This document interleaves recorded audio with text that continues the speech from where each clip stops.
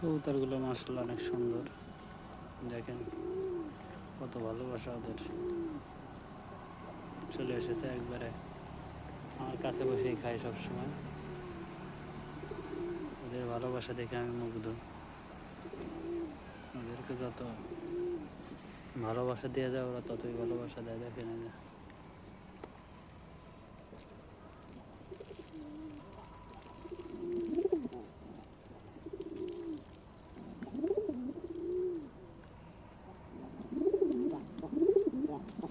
রাজা, রাগ দেখছেন।